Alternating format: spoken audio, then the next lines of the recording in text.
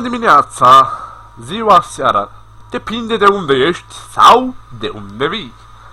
Sunt Selis Kerry Camil și astăzi vom juca din nou Hearthstone cu pachetul Mega Fun, pe care, după cum știți, l-am făcut doar pentru distracție, după cum îi spune și numele. Practic, am rămas tot de unde am gătat videoul trecut, fiindcă n-am mai jucat. Încercam să mai înregistrez Tavern Brawl, dar n-a ieșit bine, fiindcă inamicii știu ce să joace și eu nu. Așa că jucăm rank. Să sperăm că vă place, să trecem și noi în rank 20 ca oameni. Cred că o să fac câte un match pe episod momentan și o să fac mai multe în viitor când încep și eu să intru în mișcarea asta cu înregistrare, chestii, socoteli, render, video, cu toate că nu mă pricep la alea, nu mă dau start și stop, însă gata, după aia las YouTube-ul să facă ce vrea el. Dumnezeu să binecuvânteze pe computerul meu care știe el ce face, numai că bârie. Sperăm că nu vă deranjează prea tare bârâitul de la computer care se aude. Sunetul ar trebui să fie mai încet. Bun. Avem cărți, Sneeds Old Shredder, carte prea mare pentru soțiile mele. Deci o aruncăm pin, Lotte Sky Golemer, până la 6 mana e Hunter ne bate deja. Water Elemental, dacă n-aș ști că am o grămadă de cărți de 2 mana în mâine, la tine, da.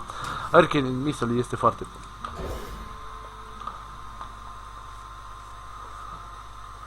Este decent, contează cine dă acest prieten al nostru Unstable Portal.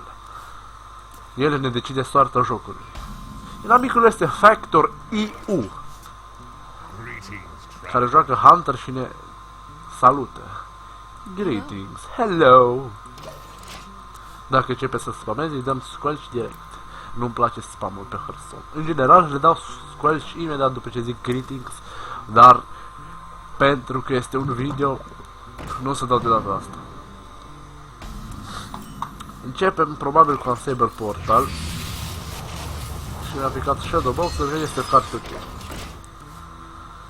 Probabil că acesta este un Face Hunter sau după ce cărți a jucat momentan, adică numai Cinic Swamp Plus, este un Random Hunter Rank 22, cine știe, începător, mă rog. Continuăm aventura în a aștepta să vedem ce face inamicul. De singurul lucru pe care îl poți face în timp ce aștepți ca inamicul să-și dea cât hai mă o dată! Deci care 30 de cărți de trimana să dea skill shot pe el sau să dea Huffer în față. Oare? Sau cine știe ce surprize până v-am zis. Când ne joc la rank 22 nu știi niciodată ce se întâmplă. Mi-a dat în față. Și Hero Power. Bun. De așteptat fiindcă este Hunter. Nimica nou. Nimica frea. Probabil cel mai bun play, cu toate că nu sunt sigur, sunt două play-uri posibile. 1. Arcane Missile, mă rog ca toate să fie bune și atac în fața recombo, sau trade, trade între ele, Coin Water Elemental sau Frostbolt, Coin Recombo, sau doar Frostbolt și Pass. O prefer totuși să fac trade și îi dau Water Elemental. Fiindcă la tura 4 el nu cred că are un minion mare sau probabil ceva de 2 mana și Hero Power. Că doar e Face Hunter, Hero Power every turn wins the game, nu? Să sperăm că nu are ceva răspuns. Nu, asta întotdeauna sperăm. Că câștigăm Hunter's Mark și Arcane Shot. Un răspuns acceptabil din partea oponentului. Nu mă afectează extrem de mult pe Water Elemental, mai ales că și-a dat 2 removal foarte mari, pe care o să fie surprins și că îți marea în pachetul ăsta. Nu că îmi recomand o dată fără Battle Cry, fiindcă trebuie să joc ceva, n-am altceva în mână. Vedeți, n-am altceva. O să am la tura 5, să sperăm că cheamă ceva cu 4 viață. Sau se pregătește pentru o tură cu multe spell-uri, fiindcă am luate cu mână. Low Theb, să fim englezi.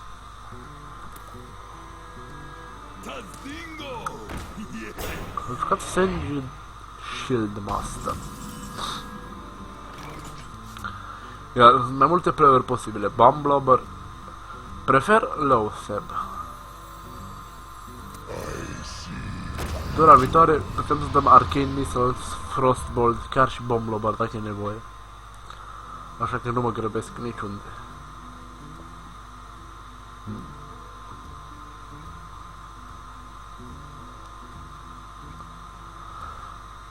Acum nesfârșită așteptare ca oponentul Hunter, Face Hunter, să se gândească dacă se dea în față sau se dea în față. Și răspunsul e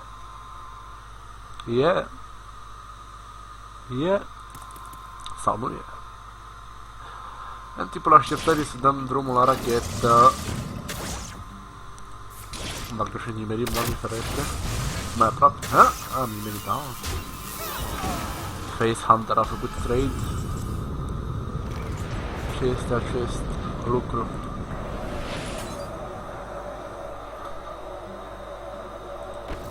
Care sunt mai multe play-uri posibile, dar Frostbolt și Duplicate par cele mai acceptabile din punct de vedere. Sau aș putea să fiu extrem de greedy și să dau Frostbolt pe River Crocodile, Arcane Missiles și să dea Dauntastico, dar să nu jucăm pe RNG mode. Jucăm safe. Dacă decide să-mi crape, să-mi moare Lautebul cu eu știu ce,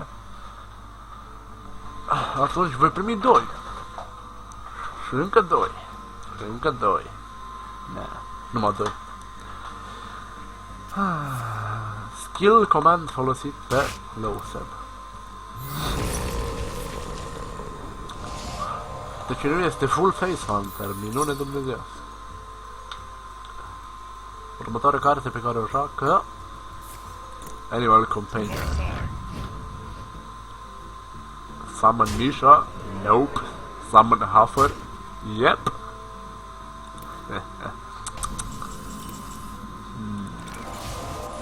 Arcane Missiles, te rog.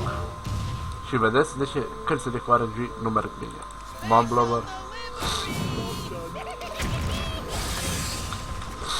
Norocul nostru nu este astăzi valabil.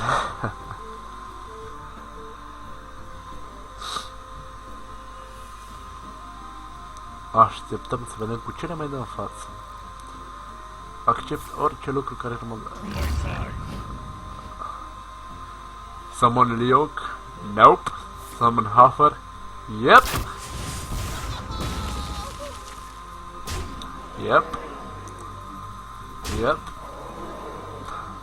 Yep. Nope. Yep.